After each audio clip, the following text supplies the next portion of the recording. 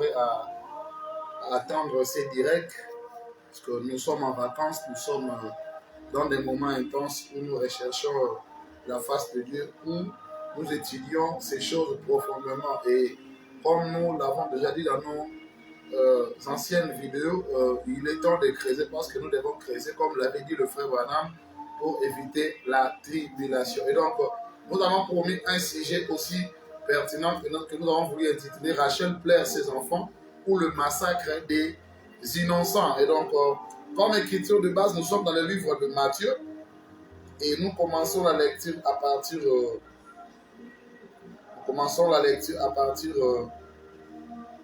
du verset 16. Alors Hérode, voyant qu'il avait été joué par le mage, s'est mis dans une grande colère et il envoya tuer tous les enfants de 2 ans et au-dessous qui étaient à Bethléem et dans tout son territoire, selon la date dont il s'était soigneusement enquis auprès de mages. Alors s'accomplit ce qui avait été annoncé par Jérémie le prophète. On a entendu des cris à Rama, de pleurs et de grandes lamentations. Rachel pleure ses enfants et n'a pas voulu être consolée parce qu'ils ne sont plus. Rachel n'a pas voulu être consolée parce qu'ils ne sont plus. Et donc, c'est ça le grand sujet d'aujourd'hui. Rachel pleure ses enfants. Rachel a pleuré ses enfants ou le massacre des enfants innocents. On a massacré des humains à cause d'une mauvaise interprétation. Et donc, l'écriture que nous avons lue retrace l'histoire de mages, des gens riches, des gens qui ont quitté l'ouest pour venir à l'est et rencontrer le toile qui était Jésus-Christ. Et donc, ils ont compris en faisant des calculs, ils étaient des initiés, ils étaient des magos, c'est-à-dire des mages ou des magiciens. Ils ont compris que le Messie devait naître et c'était un nouveau roi. Et quand ils sont venus chez Hérode, ils lui ont dit, Monsieur Hérode, nous sommes venus pour chercher le nouveau roi qui vient de naître. Hérode s'est paniqué parce qu'il a entendu les gens dire que le nouveau roi devait naître. Et Hérode avait oublié un élément, que le royaume de Christ n'était pas le royaume comme son royaume. Le royaume d'Hérode était un royaume terrestre et le royaume de Christ devait être un royaume céleste. Et donc c'était ça la différence. Et donc le frère Branham nous dit que la mauvaise interprétation entraîne toujours des ennuis. Et cette mauvaise interprétation a entraîné le massacre des innocents. Et donc, un roi qui s'est paniqué en entendant une nouvelle, il pensait que Jésus devait lui remplacer dans un royaume terrestre. Et donc, il a pris une mauvaise interprétation des Écritures et cette mauvaise interprétation a entraîné le massacre des innocents. Et donc, depuis la création d'Éden, si nous pouvons récapituler, la mauvaise interprétation a été toujours à la base de la mort ou du chaos dans l'univers. Et donc, vous allez comprendre avec moi que juste un mot que le diable a introduit en parlant avec Ève, cela a entraîné le monde dans le chaos. Et donc, tout a été toujours la mauvaise interprétation. Et donc, nous aussi aujourd'hui, nous plairons. Le frère Branham plaire le massacre des innocents. Branham plaire ses enfants. Ils ont été massacrés par des ministres. Et le frère Branham, déjà avant de quitter, avait dit ceci. Il avait dit, il y a 3 choses qu'un serviteur ne pouvait pas faire. Mal placé, mal interprété ou disloquer l'appareil. Ou disloquer la parole plutôt. Mais voilà ce que les gens ont fait après William Branham. Et déjà, le frère Branham, dans Reconnaître votre jour et son message, je vais chercher la citation, parce que cette mauvaise interprétation aujourd'hui, Branham plaire ses enfants, cela a entraîné le massacre des innocents. Le frère Branham, je cherche rapidement la citation, je ne l'avais pas prévu. C'est dans Reconnaître votre jour et son message. Le frère Branham me dit,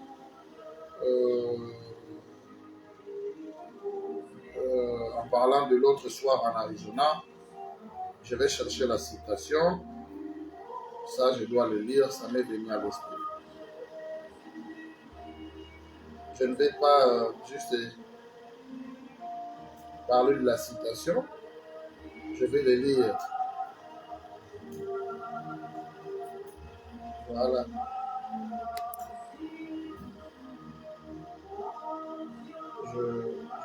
Il est intéressant que je cherche la citation.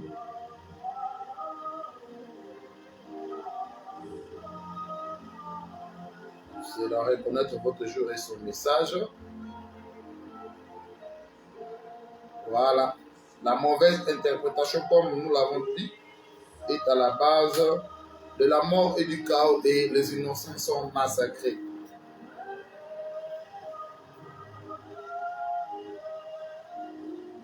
Je vais chercher la citation. Je crois que cette fois-ci c'est la bonne. Voilà. Je laisse dans reconnaître votre jour et son message. Ça sont des bonus, hein? Ce sont des préludes avant que nous entrons dans nos choses. Reconnaître votre jour et son message que le frère Branham prêche le 26 juillet 64 matin au paragraphe 32. Il dit: l'autre jour là en Arizona, on a raccordé des bouts de bande pour essayer de me faire dire des choses que je n'avais pas dites. Souvenez-vous bien de la vision quant à la proposition de l'Arizona. La Bible déclare: il faudra mieux que vous ayez une main au cou, et en plus, quiconque qu'il soit prédicateur ou ce qu'il voudra, en retranchera une seule parole ou y ajoutera une seule parole. Les gens qui ajoutent leurs propres interprétations à la parole telle qu'elle a été donnée, qui cherchent à lui faire dire quelque chose que je n'ai pas dit, et ce n'est pas ma parole à moi, c'est sa parole, quiconque ajoutera ou retranchera. Et donc Hérode, à cause d'une mauvaise interprétation, il croyait que Jésus était son remplaçant. Il a paniqué et il est allé tuer des innocents. Et donc, plusieurs prédicateurs pensent que le troisième exode n'est plus un exode naturel. Le troisième exode est un exode spirituel. Et il y a des massacres spirituels à cause de la mauvaise interprétation. Et les gens devaient comprendre ce que Frère Branham dit ici dans les événements rendus clairs par la prophétie. Au paragraphe 104, il dit: maintenant la parole vient au prophète. Et la parole de Dieu vint au prophète et confirma qu'il était la véritable personne. La personne même que les Écritures avaient annoncé qu'il serait.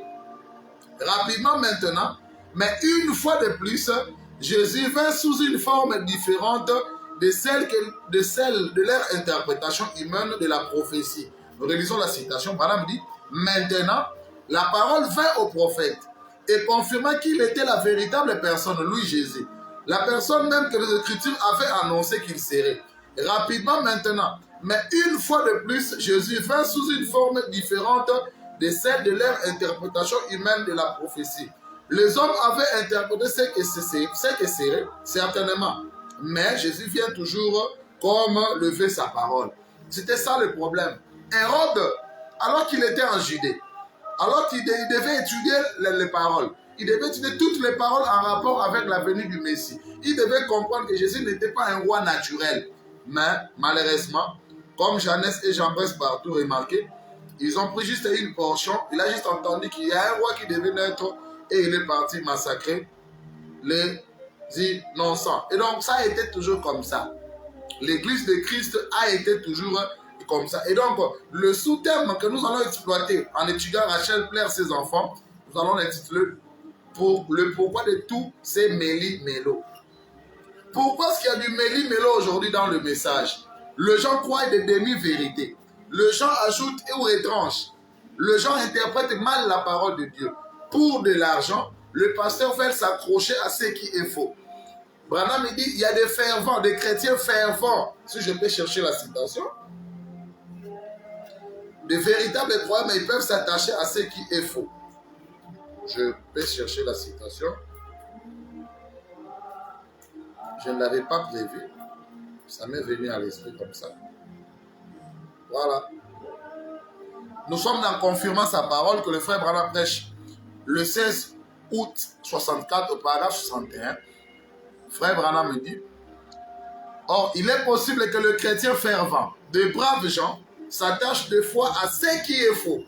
Branham dit des chrétiens fervents, de véritables serviteurs de Dieu, de gens braves. Le Branham dit, il s'attache des fois à ce qui est faux, pensant que c'est juste. Aujourd'hui, on peut démontrer noir sur blanc ce que le message est le plan de la rédemption. Mais il s'avère que le pasteur, le chrétien, pour plaire à un ancien, pour plaire à un apôtre, pour plaire à une philosophie, il s'attache à ce qui est faux. Branham dit, pensant que c'est juste. Branham dit, mais alors, ces choses doivent être examinées pour voir si elles sont justes ou fausses. Et il dit, et c'est notre devoir à nous tous, puisque nous nous attendons à aller au ciel quand Jésus viendra. Il dit, et il est du devoir du ministre, et moi je crois être un ministre, quand une question est soulevée, d'élucider cela et puis de prouver cela devant les gens, afin qu'ils puissent comprendre, car personne ne désire être trouvé dans l'erreur s'accrochant à ce qui est faux. Et mes chers frères et sœurs, lorsque une écriture est démontrée, lorsqu'on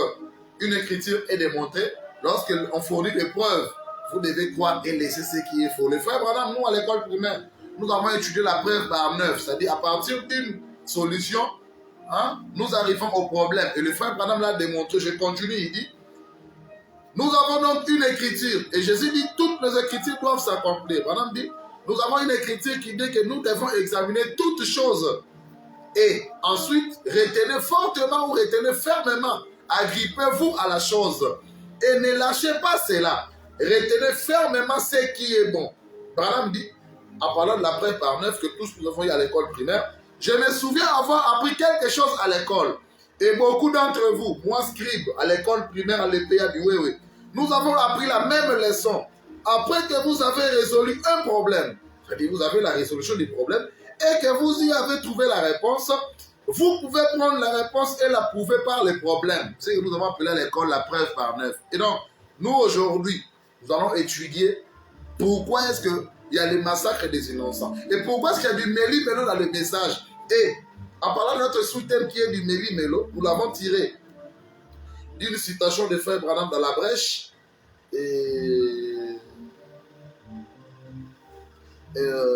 Je prends le paragraphe, c'est ma 5, Frère Branham dit, ces livres n'est révélé que lorsque les âges de l'Église et les âges de dénomination sont terminés et qu'il n'y a plus de temps. Vous le voyez, il n'est révélé qu'une fois que les âges de l'Église et les âges de dénomination sont terminés. Branham dit, c'est pour cette raison que les choses sont dans un tel désastre qu'il y a du méli-mélo ce soir. Donc, les gens, ils sont là, ils prêchent des choses, ils disent des choses, ils sont emballés quand à dire Apocalypse 10, quand à dire Luc 17, 30. Mais quand on leur donnera les conséquences de tous ces versets-là, voilà, ils disent non, non, non, non, non. Nous croyons à Apocalypse 10, mais tout ce que vous dites là, nous ne croyons pas à ça. Alors que c'est le prophète qui a dit ça. Donc aujourd'hui, moi, je ne viens pas pour enseigner, mais je vous ai dit sur la toile que je viendrai pour faire des constatations. Donc, j'ai dit le pourquoi de ces méli-mélo, la mauvaise interprétation auprès des serviteurs de Dieu. Tous les ministres devaient réétudier le message et voir s'ils sont en erreur. Parce que Frère Branham dit personne ne veut être trouvé dans le faux. Et personne ne veut s'accrocher à ce qui est faux. Et lorsqu'une chose est démontrée, le ministre élicite cela. Nous devons laisser ce qui est faux pour s'attacher à la chose juste. Et Frère Branham dit que c'est pour cette raison que les choses sont dans un tel désastre ce soir. Les choses sont dans un méli-mélo. Vous voyez, il ramasse une petite doctrine et il part en courant de ses côtés-ci en disant ce qu'il faut, c'est ceci. C'est ce qu'on voit dans le message. Quelqu'un va écrire dans son église Apocalypse 10. Mais lorsqu'on viendra avec les conséquences d'Apocalypse 10, il va dire non, moi je ne crois pas à ça. Voilà pourquoi moi, scribe, je continuerai à respecter la position de Walter Frank. Et Walter Frank ne croit pas à Apocalypse 10 pour ses conséquences. Mais il y a des gens, de jeunes ministres aujourd'hui là, quand ils vous disent des histoires ainsi de suite, mais lorsque nous allons prendre les conséquences de leur déclaration à la lumière du message, ils disent non, moi mon apôtre ne m'a pas prêché cela. Moi mon évêque à Kinshasa ne m'a pas dit cela. Moi là où je tire, mon quartier général ainsi de suite. C'est ça le méli-mélo. Branham dit voilà pourquoi ce soir il y a un tel désastre dans le milieu du message. Branham dit un autre ramasse une autre doctrine. Il part en courant de ces côtés-là en disant c'est ce qu'il faut, c'est ceci. Branham dit et chacun construit une dénomination d'après cela. Au point qu'on a des centaines de dénominations. Branham dit mais malgré tout ça, en voyant tant de confusion, les gens se demandent qu'est-ce qu'est la vérité. C'est bien là la condition dans laquelle aujourd'hui nous vivons. Nous vivons dans un tel méli-mélo, la mauvaise interprétation, et Rachel plaire ses enfants. William Branham plaire ses enfants. Sarah Bandouka plaire ses enfants. Nous plairons les enfants de Dieu qui sont massacrés par des pasteurs, des enfants de Dieu innocents. Mais un pasteur ramasse une doctrine. Il vient du haut de la chair, il prêche du n'importe quoi. Et comme l'avait fait le grand pasteur Hérode, il a mal compris la parole de Dieu. Lui a cru qu'on devait lui remplacer comme roi. Il avait peur d'un challenge. Or, Jésus, son royaume était céleste. Il a dit, mon royaume n'est pas d'ici-bas. Et même les disciples de Jésus ne comprenaient pas. Ils pensaient que Jésus devait venir chasser Pilate et Hérode. Alors que le royaume de Dieu était un royaume céleste. Et donc, Nous allons poser à notre dictionnaire la question, c'est quoi le méli-mélo? Parce que j'ai dit ici que nous parlons de Rachel plaire ses enfants, ou le massacre des innocents, et notre sous-thème, c'est le pourquoi de ces méli-mélo. Pourquoi il y a le méli-mélo dans le message aujourd'hui? J'ai dit que je ne viens pas enseigner, je ne viens pas imposer quelqu'un une doctrine, mais nous allons constater seulement. Nous faisons des constatations. Et au travers de toutes ces constatations, chacun est libre de tirer ses conséquences. Il y a dans Dieu dévoilé 22, Branham me dit que dans le message, il y a des choses qui sont dites pour que d'autres partent et d'autres doivent réfléchir. Je crois que je dois lire cela. Laissez-moi chercher ça. Je crois que c'est Dieu dévoilé paragraphe 22. Je crois que c'est en 64. Le roi des citations. Dieu dévoilé au paragraphe 22. Laissez-moi lire cela. C'est ça le message de Frère Branham. Et le message de Branham, c'est il y a des amis qui pensent qu'on ne doit plus prêcher aujourd'hui. Qu'on doit seulement écouter le band. Le message de Branham, mes chers frères, c'est au-delà de l'écoute de band. Le message de Branham, c'est aussi étudier. Frère Branham ne nous a pas seulement dit d'écouter les bandes, ce qui est bien. Mais Branham nous a dit d'étudier le band. Donc, nous prenons Dieu dévoilé 22. Ça sont des bonus. Hein? Nous n'avons pas encore commencé. Nous sommes là à entrer et là à sortir. Et aujourd'hui, nous serons un peu plus loin. Prenons le paragraphe 22.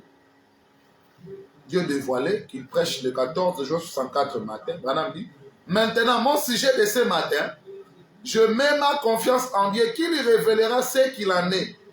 Branham dit, et chaque fois, c'est vous qui prenez le band et qui les écoutez. Nous prenons le band, nous les écoutons, mais nous, on ne s'arrête pas là-bas. Nous allons au-delà de l'écoute de band. Branham dit, et j'espère et je veux croire que vous avez reçu une compréhension spirituelle de ce que Dieu a essayé de montrer à l'Église sans le dire ouvertement. Donc dans le message, il y a des choses que Dieu a dit mais sans le dire ouvertement. C'est ça le message des frères Branham. C'est comme ça que les frères Branham pouvaient dire, chacun doit tirer ses propres conclusions. Il dit, j'espère et je veux croire que vous avez reçu une compréhension spirituelle de ce que Dieu a essayé de montrer à l'Église sans le dire ouvertement. Branham dit, voyez, c'est quelque chose. Parfois, on doit dire les choses de manière à disperser. Dans le message des frères Branham, tantôt nous devons nous disperser. Branham dit, de manière à amener certains à s'en aller. Et dans les ministères des frères Branham, plusieurs frères l'avaient abandonné. Le frère Duplessis, par exemple, le frère Baxter, ainsi de suite. Quand le frère Branham était arrivé à l'état présent de son ministère, plusieurs l'avaient abandonné. Donc avant que l'annuaire ne vienne en 63, Branham en 62, il prêche l'état présent de mon ministère. Et il a même dit au ministre, avant que je ne vienne dans vos assemblées, faites tourner la bande, l'état présent de mon ministère. Et plusieurs frères l'avaient abandonné. Parce que le frère Branham, il fallait qu'il y ait un changement dans son ministère.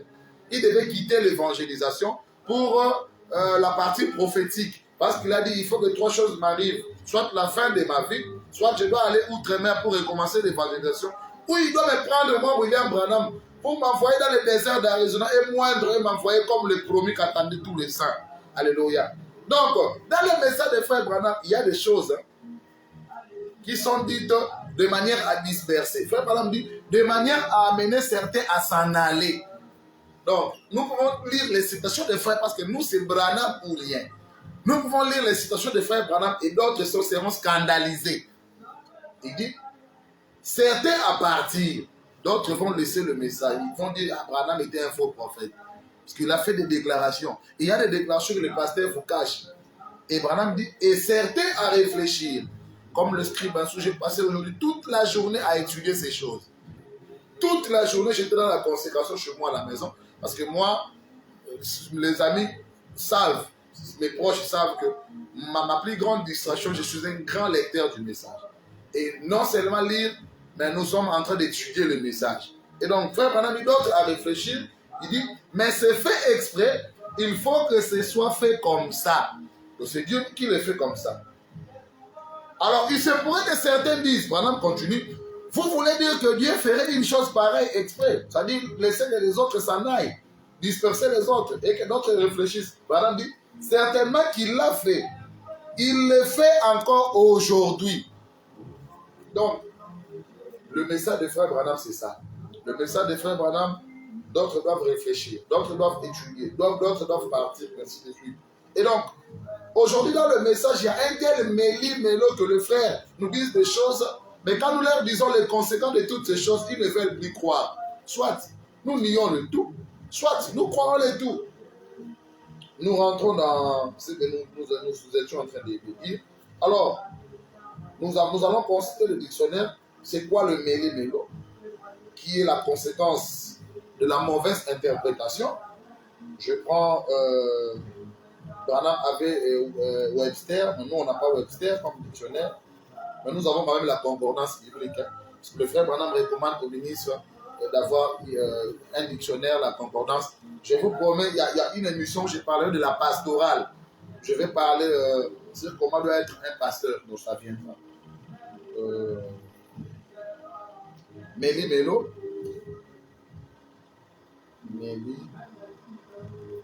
Voilà, comment le méli-mélo.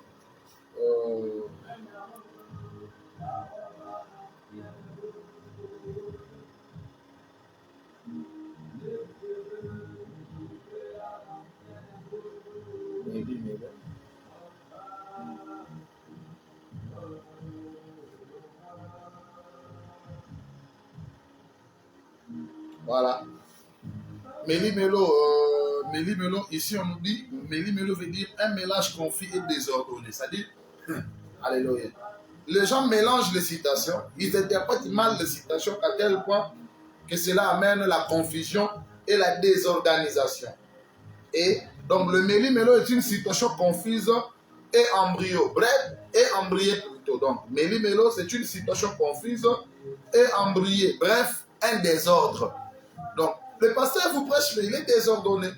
Il ne sait pas assumer une chose et ses conséquences. Et donc, je prends par exemple dans la prédication d'accusation que le frère Branham prêche le dimanche 7-7-63 matin au paragraphe 265, il dit: maintenant, quand il fait, ils n'ont pas reconnu cela. Aujourd'hui, les gens marchent dans l'ignorance. Ils ne savent pas que c'est la vérité. Ils pensent que c'est un quelconque isme. Ils ne creusent pas assez pour entrer dans l'esprit de la révélation. Et c'est ça même la cause du méli-mélo. C'est ça même la cause de la situation confuse et embryée où ils sont. Et c'est ça même la cause du désordre. Les gens ne creusent pas assez pour entrer dans l'esprit de la révélation. Ils ne prient pas assez. Ils n'invoquent pas Dieu suffisamment. Il dit, ils prennent tout simplement cela à la légère. C'est comme aujourd'hui être pasteur est devenu, on s'élève, on est devenu pasteur, ainsi de suite. On n'a pas l'inspiration. Et tous ces pasteurs-là, ils viennent avec... Nous, on fait des vidéos, ils viennent copier, ils prennent des bouts, et ainsi de suite. Ils n'ont pas l'inspiration, ils ont des anciennes notes, des anciens cahiers. Vous trouvez un pasteur, il va prêcher les anciennes notes de son pasteur. Mais attends, laissez-nous seulement appeler ton pasteur que tu as laissé au Congo. Les pasteurs quittent l'air de ça pour aller en Europe. Ils ne prêchent que les anciennes notes de leur pasteur. Dites-nous un peu. Dites-nous un peu. Toi-même, tu as un pasteur, tu as quelqu'un qui te guide, tu n'as pas d'inspiration. Mais laisse-nous écouter ton pasteur. Voilà, donc, frère Branham dit, ils prennent tout simplement cela à la légère. Oh, eh bien, je crois que Dieu existe. Branham dit, assurément, le diable croit la même chose. Le diable croit cela plus que les gens qui prétendent le croire. Le diable croit cela et il tremble. Branham dit, les gens se limitent à croire et continuer leur chemin. Ils nous disent, mais vos histoires-là de mystère, ça sert à quoi? Je crois que je dois lire je termine cette citation. Ils disent que vous, là, vous parlez de mystère, ainsi de suite. Mais Branham dit, nous nous limitons seulement à croire. Et Branham dit, les gens se limitent à croire et continuent leur chemin. Branham dit, mais n'oubliez pas que le diable tremble, sachant que son jugement est proche. Et les gens croient cela et ne font pas attention au jugement qui vient. Il fait Branham, je vais trouver la citation. Les gens disent que non, les histoires de mystère, que le scribe, ainsi de suite, parle là. Nous, on n'en a pas besoin. Nous, il faut seulement croire, ainsi de suite. Il y a une citation qui m'est venue à l'esprit. Ça, je dois le chercher. Je crois que... Citation, je vais le lire. C'est dans Apocalypse, le livre des symboles, que le frère Branham prêche à Jeffersonville le 17 juin 56, au paragraphe 62, il dit: et le monde gémit, Il attend aujourd'hui. Les gens ne connaissent pas le mystère de Dieu. Pourquoi? Ils n'ont pas été enseignés sur le mystère. Et donc, si tu as un pasteur qui te dit qu'il ne faut pas suivre l'esprit instruit, il va te perdre, ainsi de suite. Parce que c'est ce qu'ils vous disent. Moi, je trouve que Branham dit tous ceux qui sont dans le livre sont lui, les croyants, les paroles du livre. Je me demande comment est-ce que tu vas te perdre si tu es un enfant de Dieu. Parce que Frère Branham dit que Dieu ne peut pas vous perdre, sinon il serait incomplet. Il dit même si il m'envoyait en enfer, je serais content parce que j'irai là, mais je sais qu'il ne me laissera pas là parce que sans moi, Dieu est incomplet. Mais comment est-ce que toi, tu es encore peur? Tu as peur de m'écouter parce que tu vas te perdre. C'est ton pasteur qui a peur que tu écoutes la vérité. Parce que moi, c'est comme ça que j'ai toujours félicité le pasteur Modeste Bandouka, mon ancien, mon père, mon mentor. Lui, du haut de sa chair, il a invité toutes tendances confondues des pasteurs. Ils sont venus démontrer tout ce qu'ils croyaient. Nous avons ici l'ancien Diamo qui nous a parlé sur l'incarnation, le ministère du Fils de l'homme. Dieu, dans sa totalité, dans la plénitude, chez William Marion Branham. Nous avons ici un pasteur Kikela qui nous a parlé qu'il faut seulement écouter le band, le père cocheur de Joseph Branham. Nous avons ici le fait pasteur Gabriel Koundeda qui nous a parlé sur le mot grec kenos, le anémorphe, le dévoilement, et que nous devons quitter le parler en langue, ainsi de suite, pour aller seulement vers le kenos Dieu dans Branham, ainsi de suite. Nous avons ici le pasteur Matute Zoulois qui nous a plus parlé sur Kuhlman et le voix vécu de tonnerre, ainsi de suite. Donc, nous les avons écoutés tous et chacun a parlé de la doctrine. Quoique, selon Frère Branham, lorsque nous sommes invités dans une église, nous devons seulement parler des points, de points fondamentaux. Pas parler de nos doctrines. Nous devons respecter l'hospitalité des pasteurs. Mais là-bas, chacun a étalé ce qu'il croyait, ainsi de suite. Et l'église est restée stable. Parce que si votre pasteur était l'enseignant, et je vais peut-être revenir un jour vous parler sur ce que nous devons savoir sur l'enseignant. Parce que Branham dit chacun devait avoir un enseignant. C'est comme le cas de Paul qui avait Gamaliel. Je crois que je vais vous trouver cette citation. Je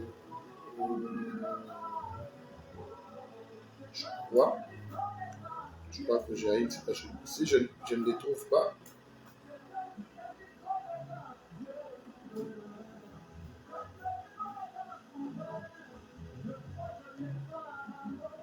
Je crois que je veux trouver la citation. Bon, je dois fouiller ça.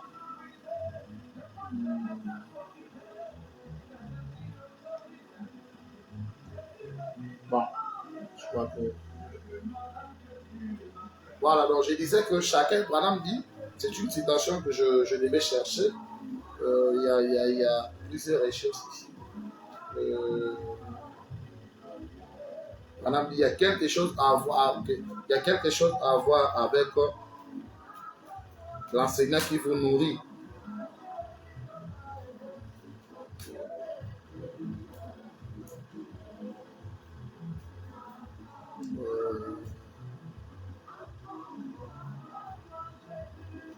Je vais chercher. Je crois, si je ne le trouve pas.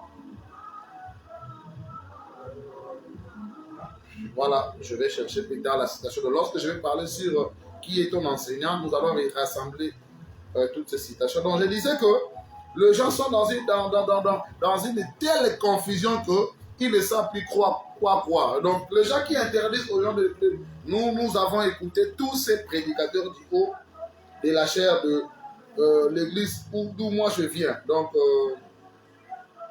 bon, je vais prendre une citation similaire. Je n'ai pas trouvé l'autre citation. Nous prenons l'évangélisation du temps de la fin, que le frère Branham prêche les 3 jours Sunday, parce qu'en parlant des enseignants, les hérodes d'aujourd'hui, qui interprètent mal la parole, causant le massacre des innocents, et Rachel plaire ses enfants, au paragraphe 153, frère Branham dit, maintenant nous découvrons que ce sont les conducteurs qui font cela. Les conducteurs ont toujours été les embrouillés. Et frère Branham ailleurs, il dit que si tu veux être embrouillé, reste à côté des prédicateurs. Il dit, regardez le vieux d'Autan, autrefois au temps de la Bible, dans la dispensation de la loi de Moïse, il était celui qui conduisait le ramassis de gens. d'autant. C'était Corée. Alors que Dieu avait suscité son prophète Moïse et que celui-ci avait la parole du Seigneur. Il avait 2,5 millions de gens là-bas dans ce désert. Et j'ai trop faim lui dire, Moïse, cela va te tuer. Ton fardeau est si grand, Dieu a pris une partie de son esprit et l'a mis sur 70 anciens. Et ils prophétisèrent. Mais Branham dit, cela n'a aucunement affaibli Moïse.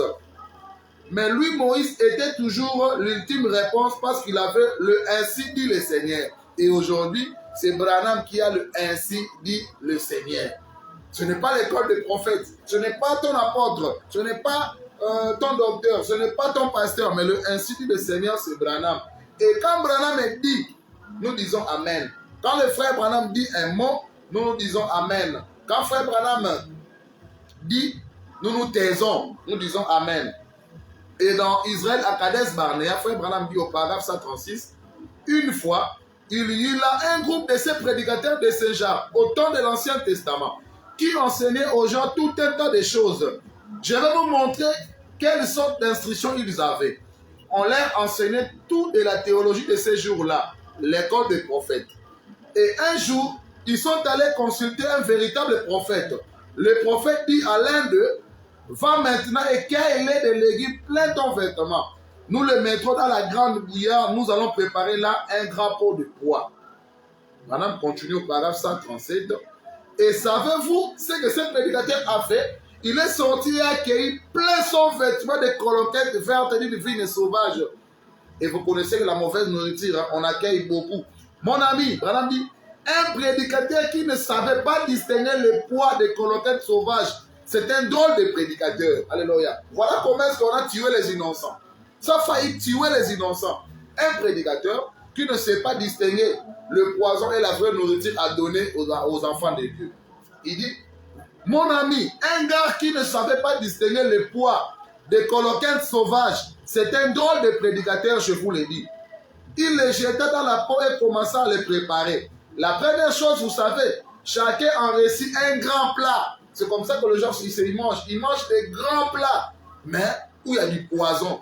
De grands plats où il y a des coloquettes sauvages. Il dit, la mort est dans la peau. C'est ce qui ne va pas aujourd'hui. Frère Madame continue. Il y a la mort dans le pot, ces vieux séminaires froids, ces endroits formalistes et impies que l'on trouve, et où l'on essaie d'enseigner une théologie quelconque. Cela tue les gens. Il les éloigne de Christ. Nous avons besoin du baptême du Saint-Esprit pour donner la vie. Alléluia. Fiu. Oui, messieurs. C'est comme si je suis 2 fois plus grand maintenant. Mais c'est la vérité, frère.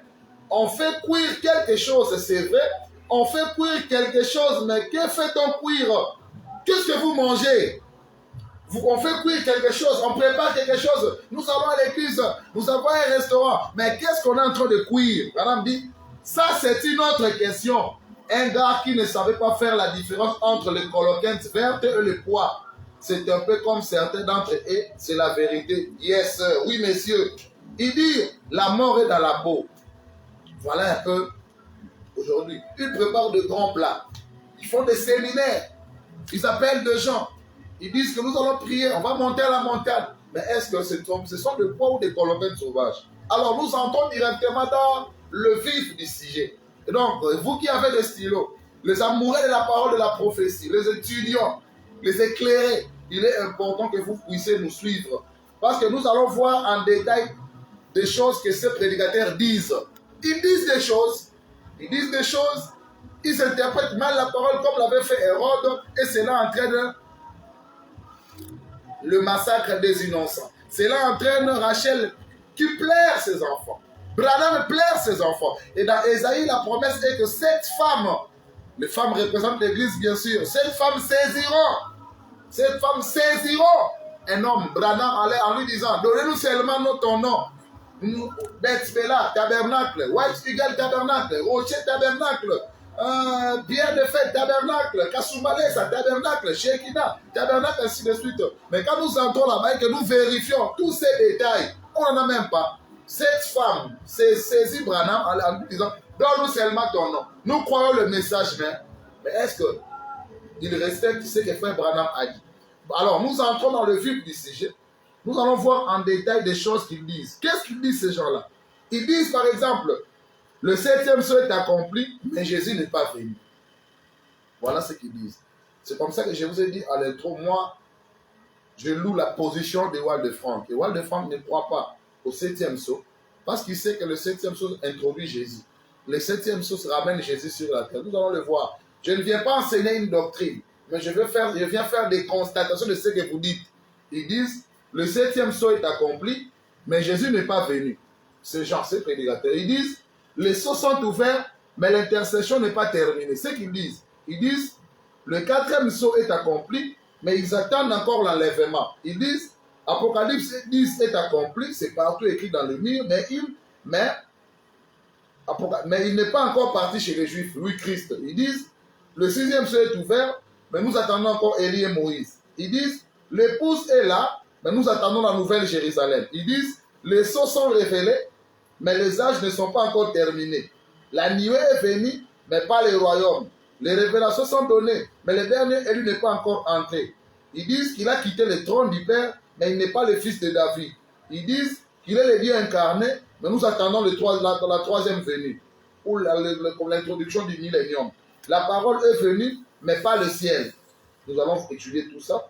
Ils disent que le 3e exode accompli, ils disent que le 3e exode est accompli, mais pas le millénium. Ils disent qu'Israël est devenu une nation, mais Christ ne les a pas encore visités.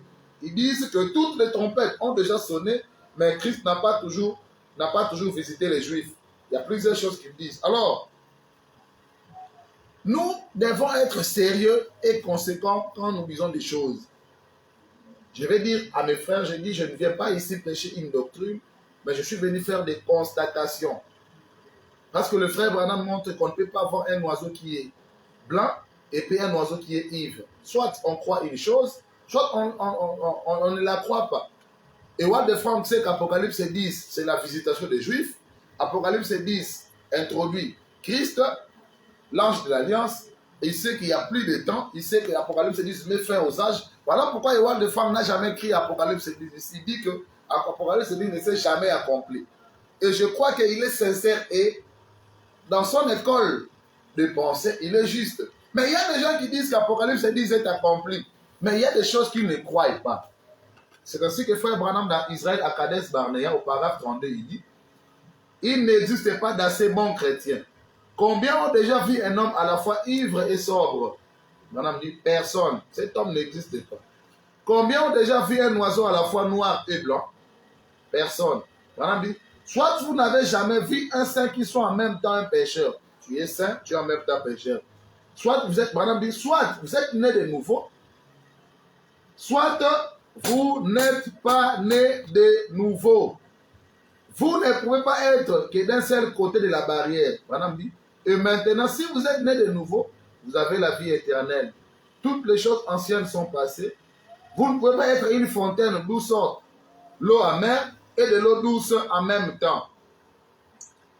Et dans la sémence du serpent, toujours avec la même idée, au paragraphe 90, il dit, comment puis-je être malade alors que je suis en parfaite santé? Comment puis-je être aveugle alors que je vois? Oh là là, comment est-ce que je peux être dans le bâtiment et en dehors? Et en dehors du bâtiment en même temps? Comment puis-je être ivre et sobre en même temps? Il dit que c'est impossible. Mais aujourd'hui, il y a des gens qui disent des bêtises. Des frères qui nous disent des choses, mais qui ne croient pas à ces choses. Et donc, le premier point, nous allons seulement constater le méli-mélo, la mauvaise interprétation. Les frères là disent que le 7e sceau est révélé, ou le 7e sceau est accompli, tous les sceaux sont révélés, mais ils attendent Jésus. Mais mes frères, le 7e sceau, selon frère Branham, le 7e sceau ramène Jésus sur la terre. Le 7e sceau, c'est la venue du Seigneur. J'ai de preuves. Dans Christ et le mystère de Dieu révélé, au paragraphe 106, frère Branham dit, le grand mystère de Dieu, sur comment?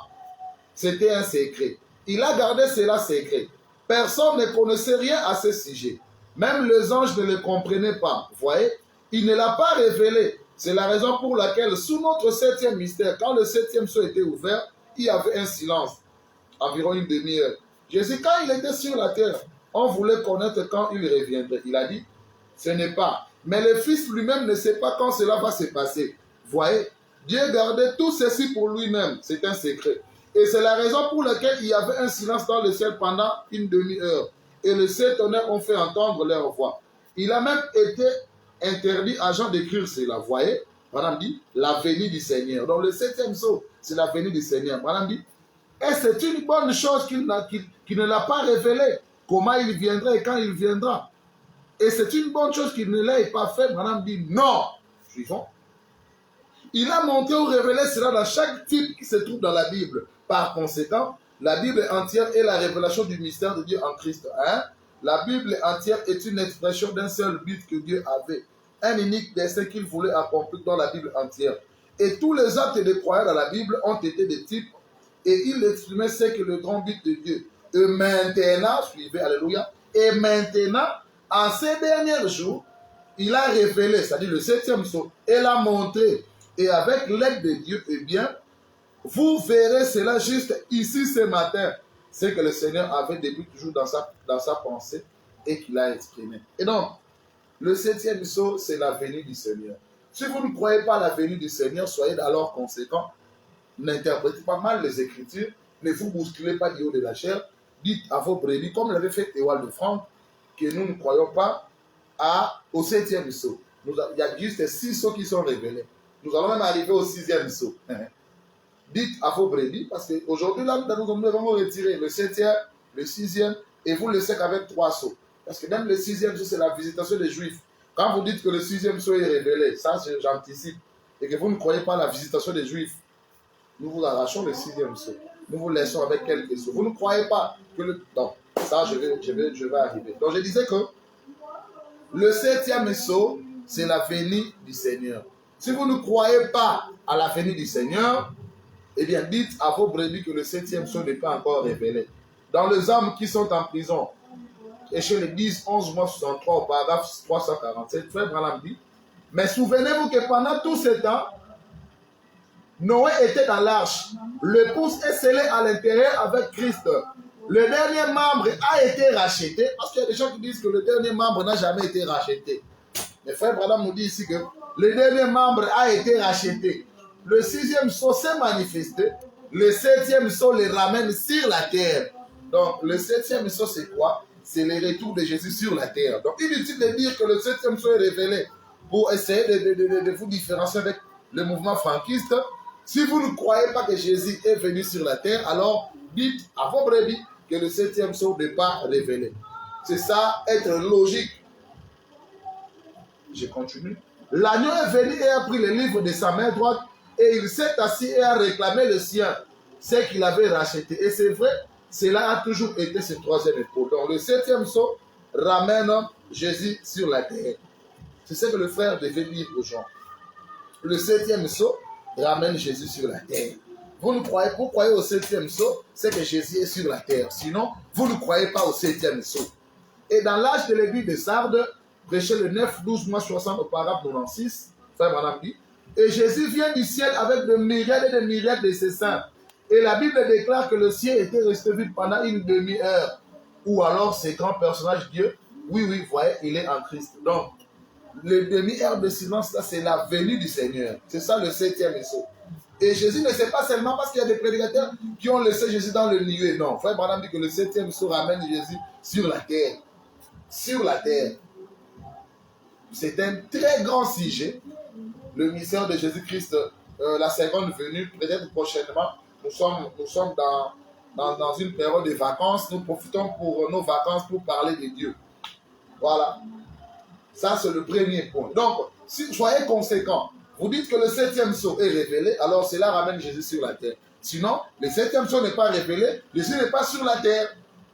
Nous passons au deuxième point.